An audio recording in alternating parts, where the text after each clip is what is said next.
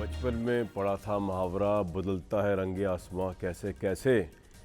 आज देखने को मिल रहा है कि बदलता है रंगे आसमां ऐसे ऐसे कि इससे पहले कि मैं नवाज शरीफ साहब के साथ जो पहले हुआ है, जो अब हो रहा है, उसमें जाऊं, पाकिस्तान में ये जो कंट्री है, ये पता नहीं किस लिए बनाई गई थी। मतलब आई फेल टू अंडरस्टैंड कि अगर यहाँ पर इंसाफ का निज़ाम इतना बोदा, इतना बदबूदार और इतना कंट्रोवर्शियल है, तो फिर तो किसी को, हर बंदा अपनी ओन पे है।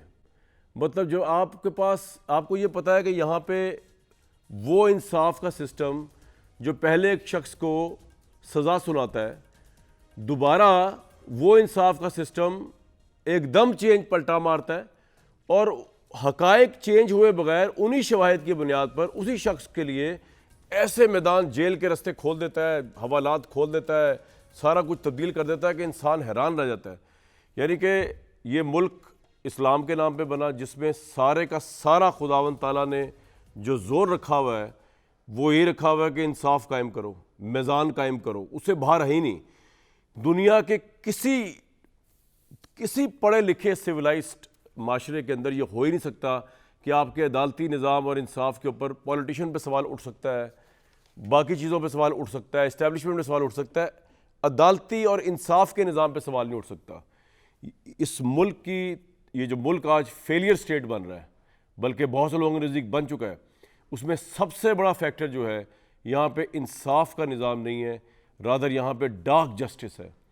और ये पूरा सिस्टम है, और इस सिस्टम के अंदर मीज़ान की तरफ नहीं देखा जाता, शवाहिद की तरफ नहीं देखा जाता, वो खुदा खौफी की तरफ नहीं देखा जाता, वो इधर उधर कुछ और ही देखा जाता है कि कहाँ से क्या इंस्ट्रक्शंस अब आई और अब क्या करना है। इससे पहले नवाज शरीफ साहब का ये क्लेम था कि उनके खिलाफ इंस्ट्रक्शंस आई और अदालतों ने उनके खिलाफ फैसला दिया। ये कितनी बदकिस्मती की बात है कि अगर ये सच है कि अदालतें इंस्ट्रक्शन पे चलती हैं, जो नवाज शरीफ साहब का बयान है टोटल। और आज जिस तरह एवन फील्ड और अल अज़ीज़िया रेफरेंस के अंदर नैब ने ऐसा भोली शक्ल बनाकर, मतलब नैब को तो इतना बड़ा ताला लगा देना चाहिए कि जिस तरह होता है ना कि वो जो कभी खोल ही ना सके, क्योंकि बुराई और करप्शन की सबसे बड़ी मुबैना तौर पे अमाजगा जो नज़र आती है वो नैब है। किसी को ब्लैकमेल करना हो, ख़ासतौर पर पॉलिटिशियंस को, किसी को आपने डंडा मारना हो सर पे, किसी के पॉलिटिकल ख्यालात से डिसएग्री अगर आपको हो, तो आप नैब को इस्तेमाल करें। मतलब नैब एक ऐसा गंदा बगल बच्चा है जो निकल के सामने आया है कि उससे कोई भी गंदे से गंदा काम आप ले सकते हैं और वो कर देगा। कभी वो नवाज शरीफ के केस में नवाज शरीफ को अंदर करने के लिए नैब आगे होगा, कभी आज जब कोर्ट के अंदर, इस्लामाबाद हाई कोर्ट के अंदर, जब वो पूछ रहे थे बार बार कि जनाब नैब वालों को कोई एतराज़ है इनके ऊपर, नवाज शरीफ साहब की अगर जमानत हो जाए, नैब वाले हमें तो कोई एतराज़ ही नहीं है, आपको इनकी गिरफ्तारी चाहिए, कोर्ट पूछ रही है, नहीं जी हमें इनकी कोई गिरफ्तारी नहीं चाहिए। मतलब शर्म का मुकाम है ये नैब की, जो हमारे पैसों से चलता है, इसकी क्या क्रेडिबिलिटी है, इसकी क्या औकात है, इसकी क्या वक़्त है। और इससे माजी में जब इमरान खान प्राइम मिनिस्टर थे, इसी नैब के मुतालिक हायर कोर्ट्स के ऑर्डर्स हैं कि ये हुकूमत के साथ मिलकर विक्टिमाइज करते हैं अपोजिशन के लोगों को।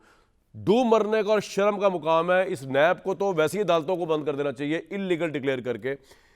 उससे बढ़कर आज पंजाब गवर्नमेंट, जो कि वैसे तो निगरान है और उसको न्यूट्रल होना चाहिए, लेकिन उसने आज कमाल कर दिया।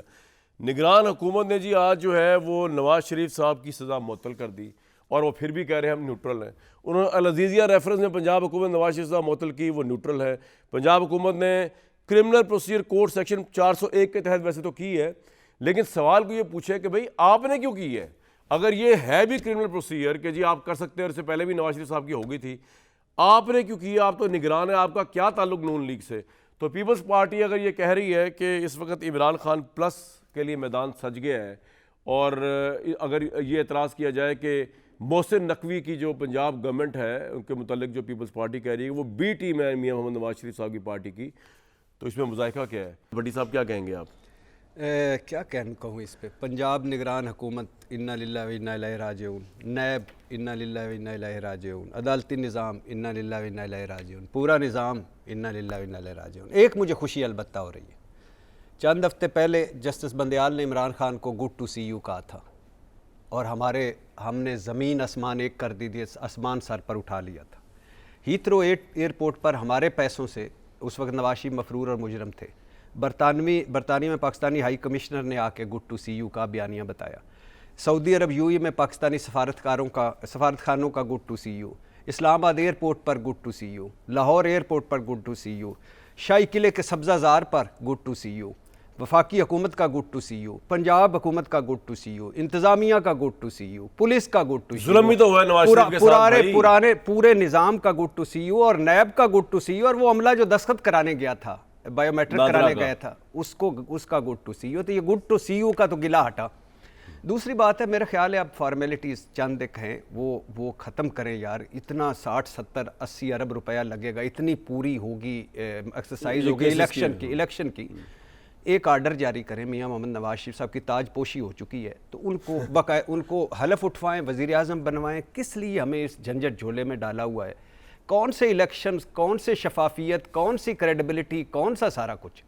उनको बनाएं यार। वो आए हैं, वो रिस्क फ्री, हमें पहले ही बताते थे कि रिस्क फ्री है और गारंटी वाली वापसी है, तो ठीक है, कोई बात नहीं। चौथी मरतबा वज़ीर आज़म बने, आगे बढ़े, अल्लाह फजल करेगा, खुशहाली आएगी, उम्मीद पाकिस्तान आ चुकी है। लेकिन अगर आप ये मानते हैं कि 2018 में गलत हुआ, मेरी राय उसको छोड़ दीजिए, तो आपको ये मानना पड़ेगा कि आज भी गलत हो रहा है।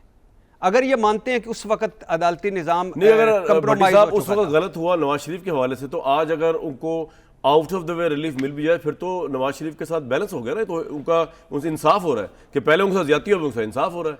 वो भी ज्यादती थी, आउट ऑफ द वे उनके साथ नाइंसाफी हुई, अब आउट ऑफ द वे करना पड़ेगा ना इंसाफ देने के लिए। चलो कर ले, कल को दोबारा हो जाएगा, उस वक्त भी आप रोते रहेंगे, उसके बाद तीसरी मरतबा हो जाएगा, उस वक्त भी रोते जाएं। आम माफ़ी का ऐलान कर देना सारों के लिए कि सारे ख़त्म, ज्यादतियाँ हुई हैं, ख़त्म हुआ है, सारा कुछ ख़त्म, स्लेट दो, आ जाओ। आम माफ़ी में आप उसको भी ले आते हैं ना, फिर इमरान साहब नहीं ना लाएं उसको वहीं रखें। उसने वैसे कहा है जज को, वैसे पहले अदालत में दाखिल होते ही वो साइफर वाली में कहा है कि जज साहब कौम को मुबारक हो, मंडेला वापस